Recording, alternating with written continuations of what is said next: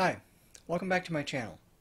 This week we're going to continue on with our discussion of the Enneagram, moving through all the various types. And this week we're talking about Type 7, the enthusiast. And as the name would suggest, the enthusiasts are enthusiastic about everything in life. They want to enjoy and be happy with every aspect of life, and they want to try things and do constantly. They're very enthusiastic about anything that happens to catch their attention. They can be very curious, very optimistic, have a real sense of adventure, very productive, very positive. These are the people who they can actually be a lot of fun to hang around with, or they can just drive you nuts. But we'll talk more about that later. But these are the people who can be have kind of ADHD or ADD in some sense, that they just constantly go around from idea to idea, because their minds tend to move faster than a lot of other people. It bounces from one idea to the next, and so they're constantly going, constantly thinking. They're drawn to the next big idea, and therefore they're very good at brainstorming, because they can just bounce lots of ideas off of people. They don't really plod through things where they like spontaneity, and they like trying new things. They like just sort of, these are the people who will just call you up and just say, "Hey, I'm gonna fly up to New York. You want to come along?" And it's like, "No, I got a plan. I got to do all this other stuff." Like, I got tickets. Let's go. They don't want to think too much about this other thing. But they always are trying to stay busy to stave off anxiety. What they're anxious about is that basically they won't be happy, that their needs won't be met. And one of the problems with Type 7s is they don't always really know what they want, and they don't really know what they need, and so they just try everything and constantly searching for that next thing that's going to fill that hole that they don't even necessarily have, but they're afraid that they're going to have. And so they're always constantly doing new things to kind of fill that thing. And because of that, they become very stretched too thin. They be very scattered, very undisciplined. These are the types that will make plans with you and then just not show up, or they'll show up super late. And usually it's because, something else came up. I'm sorry, or I got stuck doing this other thing, or I had this wonderful conversation with this other person, and these sort of things. They're just not really thinking past what's going to be good for this moment. And so the fact that they made plans with you 2 weeks ago doesn't factor in. They'll just forget about it. A lot of them probably forgot soon after they made the plans with you. They have very low frustration tolerance, and they have definitely want the instant gratification. They don't want to do anything that's kind of hard, because hard is difficult, difficult isn't fun. Not interested in that. They want instant gratification. They want what they want, and they want it right now, and they want to be gratified quite a bit. In that sense, a lot of Type 7s can be very self-centered. They're more concerned about their happiness, not necessarily so much with yours. Like I said, they'll make plans with you and then bail because something else better came along, and they'll feel justified in that. When will I ever get another chance to do this other thing, or whatever? You should be understanding of what a great opportunity I have. That's getting in the realm of narcissism. So definitely gotta watch out for that. But yeah, their basic fear is being deprived and in pain. They're afraid of not having everything that they need right now, and they're afraid of being uncomfortable. And so they like all the nice things in the life too, in their own little way. They're the types who will go backpacking across Europe, but they always stay at the really nice places and that sort of thing. They're still backpacking, but they're not sleeping in the streets or anything. So let's not be crazy. And of course, their basic desire is to be satisfied and content, have all their needs met, and that sort of thing. And when we talk about substance abuses, from my experience, first from my experience, I don't see a lot of Type 7s in my counseling office anyway. I know I've had a few, just thinking back at them. But most Type 7s, they never want to feel discomfort enough to actually recognize that maybe they need counseling. And a lot of them tend to be very optimistic and positive, so they're not really suffering from depression or anything. They might have some anxiety. They might feel very rattled because they got too much stuff going on. But we usually, when I see type 7s, it's for substance abuse. Type 7s have no substance abuse issues because they have all the substance abuse issues. They try them all. They will try, alcohol because it's a fun party drug. They'll try the uppers because it keeps you going all night for the fun. They'll try the downers when they just want to kind of chill out. They usually don't like downers too much. There's not, they like the psychedelics not for the learning and exploring of oneself, but they just want to see pretty colors at a rave and that sort of stuff. They'll go through all of those. Sometimes they do kind of settle on one that becomes their problem, their sort of drug of choice, as we like to call it. And I think sometimes it's even more of a physiological issue. I think we all are kind of predisposed to like a particular drug, and then if you happen to bump into it, then you got some real problems. And because they will try everything, they're more than likely going to bump into that one drug.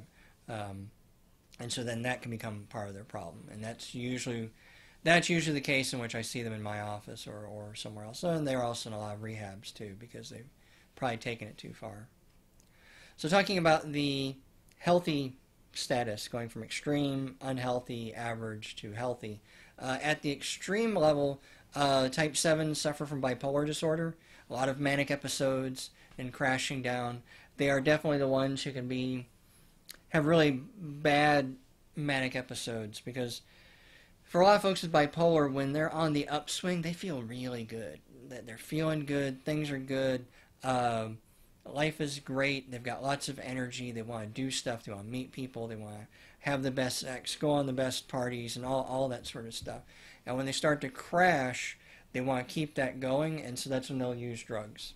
And so when they start to feel that mania slipping, then that's when they'll start using mainly a lot of uppers, cocaine, maybe crack or meth or something else like that, to definitely just kind of keep that high going, because they don't want to go down in the depths. Type 7s can also have, I've had some people describe it as like borderline personality disorder. I think it's probably more like histrionics. They can't really control their emotions that much. And then, just a lot of the extreme substance abuse, like we talked about. That's usually where a lot of them are coming from, to the point where the drugs take over their lives. They're not just abusing drugs, but that functional, addict kind of thing. They're not functional. They're pretty much too deep into it. And I think a lot of times it's because when they're not high, when they're not drunk or whatever it is, they start to feel the anxiety or the pain of other aspects of their life, which might be legitimate, might be some old trauma or something, but they can't tolerate it, so they have to get high again. And so they just kind of constantly stay high all the time, stay drunk all the time, because they can't avoid it. They want to avoid the anxiety, the pain that they're feeling. With the unhealthy 7s, they're usually just very irresponsible and very impulsive. They're the types who probably lose their job because they forget to just show up to work sometimes, or they always take long lunches because they had a great time. They're the ones who maybe have troubled friendships. They tend to make friends really easy, but they can't keep friends because they don't show up. They're not there. They're not people you want to hang out with. They might be fun to party with, but they're not really someone you want to count on because they're just so irresponsible.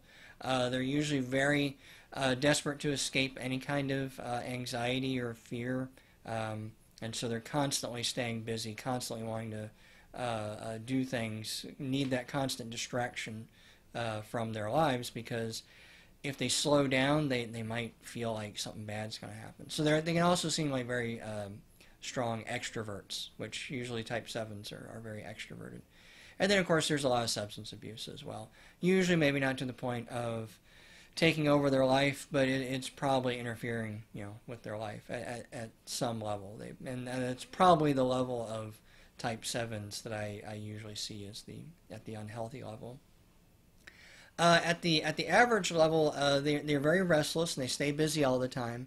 They kind of learn not to stretch themselves too thin, But they definitely got a lot of irons in the fire, and they definitely feel the stress from all of that, and so do the people in their lives and stuff like that. They do get to be known as the flighty one that you don't put in charge of anything because they're probably not going to follow through with it and that sort of stuff. They are desperately trying to avoid boredom. They want that instant gratification. They want that thing. These are probably also your shopaholics. Those are the ones who they see something that they like and they want it because they think it's going to fill some hole. They buy the thing, and they're usually not happy. I've heard stories of some shopaholics who, they go to the store and they're all excited and they're looking at all the new stuff and, oh, it's so cool, it's so great, and they see something for whatever reason that catches their attention, some like new dress or new shoes, new clothes, whatever it is. They'll get up to the counter, they'll pay for it, and they said as the moment the card is swiped, they feel that high just drain out of them, to the point that by the time they leave the store and they get out to their car, they just throw it in the back seat and they don't even care anymore. And a lot of times, unfortunately, what they do is they go to the next store. Amazon now makes that super easy. You can just sit at home and just click a button and have shit sent to you. And you don't even know what it is. How many times have we had a box arrive at a door and we're like, I don't remember what I bought. Hopefully you're not a shopaholic, but so the Type 7s can have a lot of problems with the credit card debt because they tend to spend too much. At the healthy level, though, Type 7s learn to appreciate what they have. They tend to have a lot of gratitude for what they actually have. They become very genuinely ecstatic about life. They start to learn that things don't necessarily fill that hole. They learn that all their needs are going to be met and they don't need to worry about it anymore. That it's okay to feel discomfort sometimes because it's just a natural part of life. And these, healthy Type 7s can be some of the best people to hang out with. They will be very fun, very full of positivity, very open, very gracious, and they can kind of lead the way for a lot of us who maybe are a little too reserved. We can kind of like, oh, I can kind of get out of my shell a little bit. They can kind of show that being more spontaneous in life it might actually be a good thing, and a lot of the types we struggle with that, and so Type 7s don't. So getting to some examples, some real-world examples. One of the ones that first came up was John Belushi. I think you put Chris Farley in there. I think a lot of stand-up comedians are probably Type 7s. These are people who want to make people laugh. They want to be at the center of attention. They want people to have a good time. And of course, like a lot of comedians, like especially Chris Farley and John Belushi, they want that good time to go 24/7. And so that's when they get in the drugs, and a lot of times that's when they end up dead as well. But they definitely want to experience the sort of fun and craziness of life. A lot of entrepreneurs, another example was Richard Branson. I think he came up with like Virgin Airlines and a bunch of other things.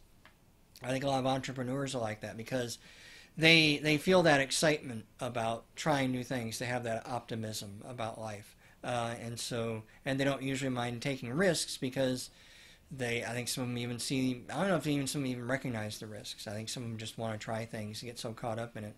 I saw an interview with someone, I can't remember who it was, but they said that the difference between a successful entrepreneur and a failed entrepreneur is that the failed entrepreneur just gives up at some point. That the difference between the successfuls and the failures is the successful entrepreneur just keeps trying. And when they fail, they don't bother, they don't care, they just keep going through it and they keep trying and they keep trying. And eventually they find that idea, that venture, that deal, that whatever it is that clicks and that makes some money, and then now they're off to the races and they're doing great. And usually what a lot of entrepreneurs do, especially when they start off, is they make a deal, it fails, it costs them money, and they go, oh no, I can't do this, and they give up. And then that's that. They never go any further. And I think Type 7s, that's why they can become successful entrepreneurs, is they're fine with pushing through that failure because they just want to go back and find that success again, and that sort of innate optimism and whatever it is that they're interested in. The talking about the sort of fiction explanations. One was it Fred and George Weasley from Harry Potter. Um, they kind of tick a lot of the boxes. They're sort of the class clown, right? They're the jokester. They're the pranksters. Um, they don't really take life too seriously. They're not necessarily bad guys, but they're and they're also entrepreneurs. So the ones I think they start like the candy shop or the toy store or something like that. I think it's a candy shop. But yeah, they go into business for themselves. They kind of don't really need school. I forget if they even graduated. I think maybe they dropped out. I don't know. Not really familiar with that one. Another good example, another pairing is Merry and Pippin from Lord of the Rings. These are guys who just like to have a good time. They're breaking into people's gardens and stealing stuff. They don't really get too caught up in the world. They have an interesting arc that they go through is when they meet Treebeard and they realize that they've got to convince him to help them fight against Saruman. And so, but the Merry and Pippin are also good examples of sevens. And another one is Peter Pan, probably like the classic type seven. We even in psychology we even call it like a Peter Pan complex about a man who just doesn't want to grow up and he's kind of got this childlike stuff. And we even kind of name a complex, a disorder after Peter Pan because that's what it is. Someone who just wants to be a kid all the time and enjoy life and have good times and go on adventures and not really be bogged down with all this like icky adult stuff kind of stuff. And so yeah, that's a good example of a type 7. But anyway, I hope you found this interesting and I will talk to you next time. Bye.